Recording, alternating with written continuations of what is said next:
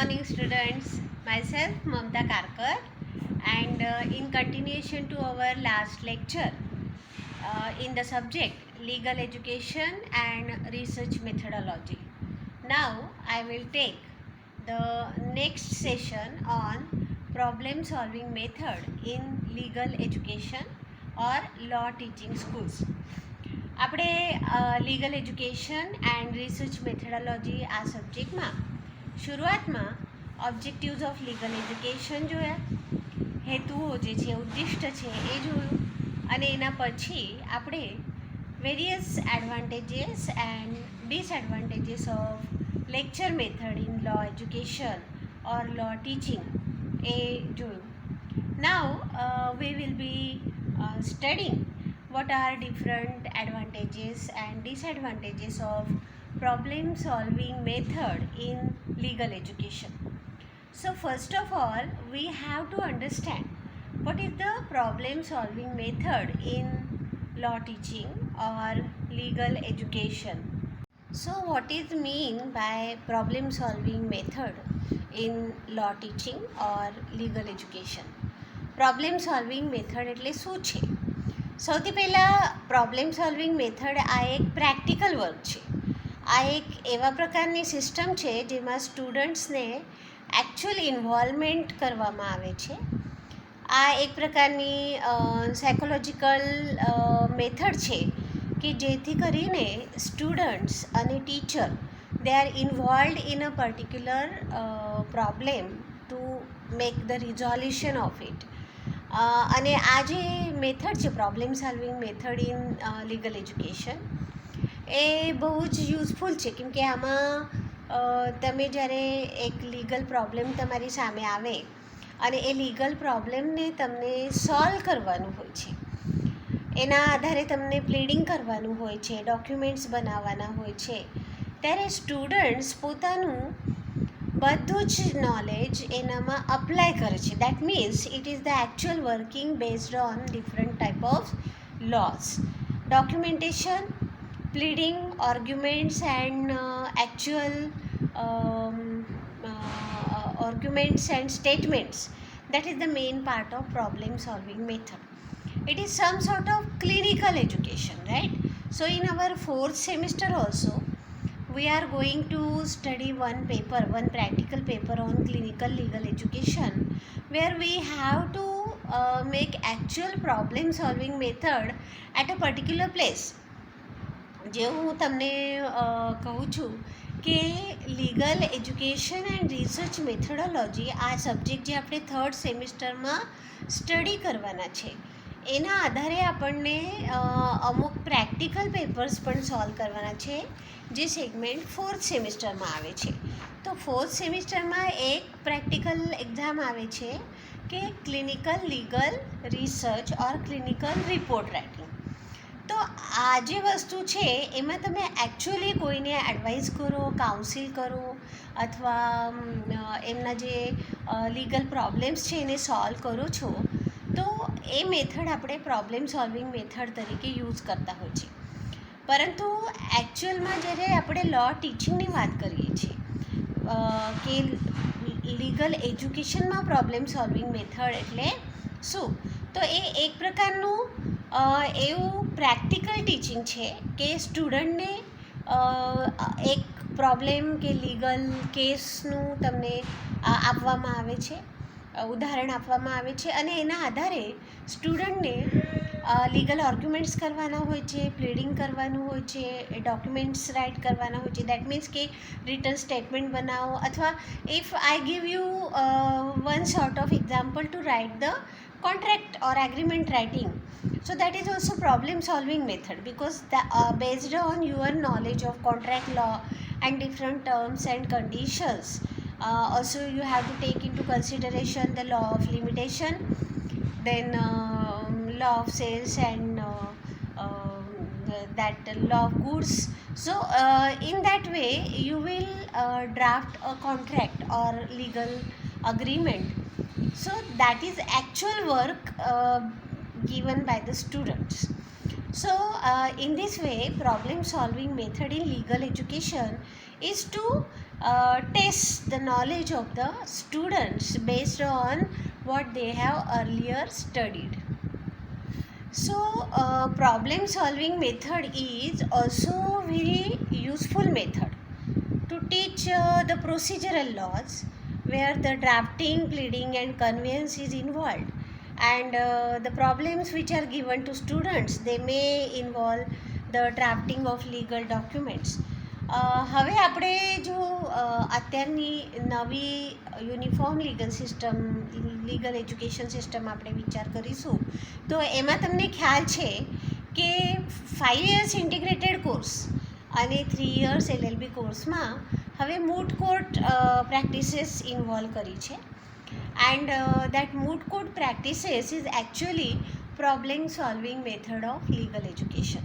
કેમ કે મૂટ કોર્ટમાં સ્ટુડન્ટ્સને એકચ્યુઅલી એક પ્રોબ્લેમ આપવામાં આવે છે, જે પ્રોબ્લેમમાં એટલે કોઈ પણ કેસ લો આપવામાં આવે અથવા brief facts of the case આપવામાં આવે છે, જેના આધારે they have to write the judgement, they have to make the a prayer, they have to construct their arguments which we call memorials, right?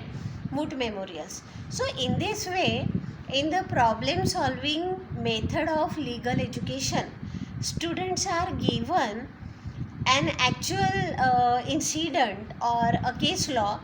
Based on that, they have to form their own arguments, they have to write their own statements, and they have to construct a legal draft for the institution of the case. So they have to prepare memorials, and in which they also seek for the prayer. That means this is such type of practical education or training part which you have to actually do in the court of law. So this is more important when you are studying in 5 years integrated course or LLB course. But at the LLM level, when we are taking the uniform education in legal system, and when we are studying Master of Law, we have this paper as a clinical legal report or clinical legal research, where the students may visit a place where the people in need of legal advice can contact with the students. They can share their own legal problems, or they can ask for certain advices based on that, or they can also discuss with the law students who are also advocates, so they can get the solution for their legal dispute. So this is what some sort of legal aid clinic. Okay, so problem solving method is very useful when the person, the students of law, they are already advocates, they are already lawyers, they are practicing at the court of law, or they are working anywhere in the field of law, in the area of the law. They have to find out the solution of a particular legal dispute based on their knowledge of legal principles. So what are the various pros and cons of problem solving method in legal education? આપણે એ તો જોયું કે problem solving method એટલે શું. તો problem solving method એટલે કોઈ પણ લૉના જે સ્ટુડન્ટ્સ છે, જે માસ્ટર ઓફ લૉ સ્ટડી કરી રહ્યા છે, અત્યારે અભ્યાસ કરી રહ્યા છે, એમને એક પેપર છે legal education and research methodology, અને ચોથા સેમેસ્ટરમાં એમને ક્લિનિકલ લીગલ રિસર્ચ રિપોર્ટ લખવાનો પેપર હોય છે. તો આ પેપરમાં એમને એકચ્યુઅલ વર્ક કરવાનું હોય છે, પ્રત્યક્ષ અભ્યાસ. આ અભ્યાસ એટલે કેવું કે પહેલાં 5 વર્ષના અથવા 3 વર્ષના LLB કોર્સમાં મૂટ કોર્ટ એક્ટિવિટી તમે જોઈ છે, જેમાં આપણે મૂટ કોર્ટ એક્ટિવિટીમાં એક એકચ્યુઅલ કેસના પ્લોટ લઈને અથવા કોઈ એક ઇન્સિડન્ટ લઈને example, it may be imaginary or it may be actual event, કોઈ ડિસાઇડેડ કેસ પણ તમને આપવામાં આવે છે, અને એના આધારે તમે મૂટ મેમોરિયલ લખો છો. એ મૂટ મેમોરિયલ એટલે તમારા રિટર્ન આર્ગ્યુમેન્ટ્સ હોય છે, રિટર્ન સ્ટેટમેન્ટ હોય છે, અને એના આધારે તમે પ્લીડિંગ કરો છો, સાથે સાથે પ્રેયર પણ માગો છો, અને at the end of that moot practice તમે જજીસ તમને જજ કરે છે કે તમે કેવી રીતે કન્વિન્સ કરી શક્યા છો. તો આ એક પ્રેક્ટિસ છે ડ્રાફ્ટિંગ, પ્લીડિંગ એન્ડ કન્વેન્સિંગની, અને એ તમને એકચ્યુઅલ કોર્ટ ઓફ લોમાં કામ કરવામાં બહુ જ કામ લાગે છે. તો અત્યારે આપણે problem solving method in legal એજ્યુકેશનના pros and cons, that is કે એડવાન્ટેજીસ એન્ડ ડિસએડવાન્ટેજીસ જોઈશું. તો પ્રોબ્લેમ સોલ્વિંગ મેથડ એ બહુ જ યુઝફુલ મેથડ છે. That is very important because the students of law they are actually involve to make out the resolution or solution of a legal problem which is based on their knowledge of law. Second છે કે problem solving method એ દરેક લોના સ્ટુડન્ટને એક સારા વકીલ બનવા માટે બહુ જ કામ લાગે છે, કેમ કે એ તમને પ્રેક્ટિકલ નોલેજ આપે છે, સાથે સાથે તમારામાં રહેલી બધી સ્કિલ્સ બહાર લાવે છે. એક ટીચર જ્યારે સ્ટુડન્ટને પોતાના લોના નોલેજ આધારિત કોઈ પ્રોબ્લેમ આપે છે, ત્યારે એ પ્રોબ્લેમના આધારે એમને એજ્યુકેશન આપે છે કે કેવી રીતે આ પ્રોબ્લેમ કે ડિસ્પ્યુટને સોલ્વ કરવામાં આવે. તો પ્રોબ્લેમ સોલ્વિંગ મેથડ એ સ્કિલ બેઝડ છે, એટલે લોયર્સને સ્કિલ બેઝડ એજ્યુકેશન આપવામાં આવે છે, અને એમાં સ્ટુડન્ટને આપણે પોતે વર્ક કર્યાનો આનંદ પણ મળે છે. હવે આપણે માસ્ટર ઓફ લો ભણી રહ્યા છે, અભ્યાસ આપણે માસ્ટર્સ ઓફ લોના કરી રહ્યા છે, ત્યારે પ્રોબ્લેમ સોલ્વિંગ મેથડ આપણને રિસર્ચમાં વધારે કામ લાગે છે. જ્યારે રિસર્ચ વર્ક આપણે કરી રહીએ ત્યારે પ્રોબ્લેમ સોલ્વિંગ મેથડ આધારિત આપણે કોઈ પણ એક પર્ટિક્યુલર લીગલ પ્રોજેક્ટ અપનાવી શકીએ, અને એવું કોઈ સોશિયો લીગલ પ્રોબ્લેમ શોધ કરીને એના આધારે કેવી રીતે રિસર્ચ ડિઝાઇન બનાવી શકાય એનો અભ્યાસ આપણે કરી શકાય. તો એ પણ એક પ્રકારનું પ્રોબ્લેમ સોલ્વિંગ મેથડ છે લીગલ એજ્યુકેશનમાં. તો આવી રીતે લીગલ એજ્યુકેશનમાં પ્રોબ્લેમ સોલ્વિંગ મેથડનું એક અનેરું મહત્ત્વ છે. એ બહુ જ મહત્ત્વપૂર્ણ પદ્ધતિ છે કે જેના આધારે students and teachers they are involved in a particular problem to resolve it with amicable ways. રિસર્ચમાં પણ એ બહુ જ કામનું છે, કેમ કે ત્યારે એમ્પિરિકલ રિસર્ચ કરવામાં આવે છે, જેને આપણે કહીએ છીએ અલગ અલગ ટૂલ્સ વાપરીને પ્રત્યક્ષદર્શી અભ્યાસ કરીએ છીએ. ત્યારે પ્રોબ્લેમ સોલ્વિંગ મેથડ તમને એમ્પિરિકલ રિસર્ચ કરવામાં અનેક ટૂલ્સ એન્ડ ટેકનિક્સ યુઝ કરવામાં બહુ જ મદદપૂર્ણ થાય છે. હવે cons, that is disadvantages of problem solving method. તો એમાં આપણે જોઈશું કે પ્રોબ્લેમ સોલ્વિંગ મેથડ એ સ્કિલફુલ છે, સ્કિલ બેઝડ મેથડ છે. તો કોઈ પણ લો ટીચર અથવા પ્રોફેસર જ્યારે પોતાના સ્ટુડન્ટને એકાદ લીગલ પ્લોટ આપે અથવા કેસ લો આપે અને એના આધારે એને મૂટ મેમોરિયલ બનાવવા માટે અથવા રિસર્ચ ડિઝાઇન ફ્રેમ કરવા માટે કહે છે, ત્યારે એવા અનેક સ્ટુડન્ટ હોય છે કે they are not aware to make the drafting of a particular plot. ત્યારે એમને હાર્ડ લાગે છે, કઠિન લાગે છે, અને because legal language is very much important and it is difficult to write in a legal language if they are not aware about the knowledge of law, and if they are not too much fluent in the writing and legal drafting. So that way problem solving method may be somewhat hard for those students who are not too good in skill of writing in legal language. Otherwise it is very much useful for all the students.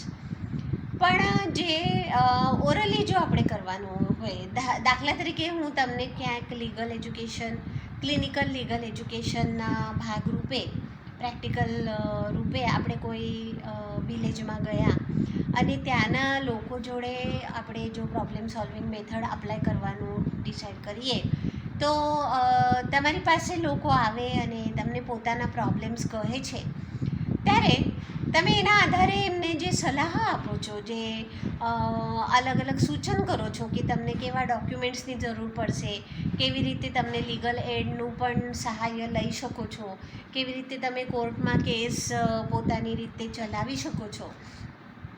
For example labour લોમાં અને family લોમાં ક્યાંય વકીલ રોકાવાનું compulsory નથી હોતું, એ ત્યાં party in person પણ પોતે appear થઈ શકે છે અને પોતાની જે સાઈડ છે એ એક્સપ્લેન કરી શકે છે. તો આવી રીતે જે આપણે એમને સલાહ કરીએ છીએ, સૂચન કરીએ છીએ, એ પ્રોબ્લેમ સોલ્વિંગ મેથડનું જ એક પાર્ટ છે. તો એ આવી રીતે બહુ જ મહત્ત્વપૂર્ણ સાબિત થાય. અગેન ધ ડિસએડવાન્ટેજ, આમાં ત્રુટિ કેવી છે કે લોના સ્ટુડન્ટ કોઈની પાસે જતા નથી સલાહ કરવા કે સૂચન કરવા. એ વેઇટ કરે છે કે ક્લાયન્ટ મારી પાસે આવે. ત્યારે when it is a part of your education, it is difficult for the student to reach to the person who is in need of law. ત્યારે સ્ટુડન્ટે સામેથી જઈને આવું રિસર્ચ કરવું જોઈએ. તો એક લેકિંગ છે જે આપણા એજ્યુકેશન સિસ્ટમમાં છે. અદરવાઇઝ પ્રોબ્લેમ સોલ્વિંગ મેથડ બહુ જ કામની વસ્તુ છે. તો આ રીતે આપણે જોયા કે problem solving method in legal education, how it is effective and what are different advantages and disadvantages in the legal education. પહેલાં આપણે લેક્ચર મેથડ લીધું છે અને હવે આપણે problem solving method in legal education લીધું છે. તો આના આધારે મેં તમને પીપીટી પણ શેર કરી છે. સાથે સાથે આ વખતે આપણે જે ફર્સ્ટ યુનિટ છે, આ legal education and research methodology સબ્જેક્ટનો જે આખો ફર્સ્ટ યુનિટ છે, એમાં the objectives of legal education, then lecture method, the advantages and disadvantages of lecture method and problem solving method, આ એક આખું એક યુનિટ છે જે કમ્પ્લીટ થયો છે. અને આના મેં પીપીટી, વેરિયસ બુક્સના નામ અને એના ઓથર્સના નામ, બ્લોગ્સ અને ઈ બુક પણ તમને શેર કરી છે. તો એમાંથી જરૂર તમે પડો અને સાથે સાથે એનો અભ્યાસ શરૂ કરી દો. હવે જે અસાઇનમેન્ટ આપી છે એમાં પણ આનામાંથી 2 ક્વેશ્ચન કવર થયા છે, તો તમે લખવાનું પણ શરૂ કરી દો. તો આવી રીતે આપણું ફર્સ્ટ યુનિટ આજે કમ્પ્લીટ થાય છે. તો લીગલ એજ્યુકેશન એન્ડ રિસર્ચ મેથોડોલોજીના જે એમસીક્યુ પણ હું તમને આપી રહી છું આજે, તો એ એમસીક્યુના આધારે પણ તમે અસાઇનમેન્ટ બુકમાં લખવાનું ચાલુ કરો. દરેક લેક્ચર વખતે જે એમસીક્યુ આપવામાં આવશે એ તમે તમારા અસાઇનમેન્ટ બુકમાં લખી રાખવાના, જેથી કરીને અમે એને ઇન્ટરનલ એસેસમેન્ટમાં પણ કામ લઈશું. ઠીક છે? અને ઓનલાઈન એજ્યુકેશન આપણે 24 તારીખથી ચાલુ કરી દીધું છે. અત્યાર સુધી જેટલા પણ લેક્ચર્સ થયા છે, અમુક સ્ટુડન્ટને એ મળ્યા નથી એવું મેસેજ મને મળ્યો છે. તો એનાથી હું રિપીટ કરું છું. તો પહેલાંના પીપીટી, વિડીયો લેક્ચર, અસાઇનમેન્ટનું જે ટૉપિકનું લિસ્ટ છે એ બધું જ હું તમને એકસાથે શેર કરી દઈશ.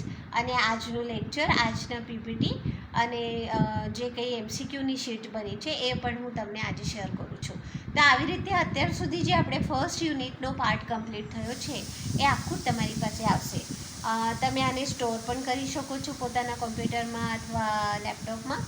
અને સાથે સાથે તમે પોતાના નોટ્સ લખવાનું ચાલુ કરી દો, અસાઇનમેન્ટ લખવાનું ચાલુ કરી દો, જેથી કરીને તમારું અભ્યાસ એ સિસ્ટમેટિક પૂરું થશે.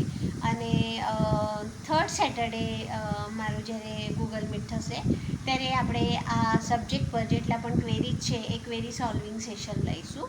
તો એના માટે હું તમને ટાઈમસર મેસેજ અને લિંક આપીશ જ. ઓકે? તો આપણું આ સબ્જેક્ટનું legal education and research methodology, આ સબ્જેક્ટનું ફર્સ્ટ યુનિટ આજે કમ્પ્લીટ થાય છે. તો best of luck and be prepared with your studies. Take care and be happy. Goodbye.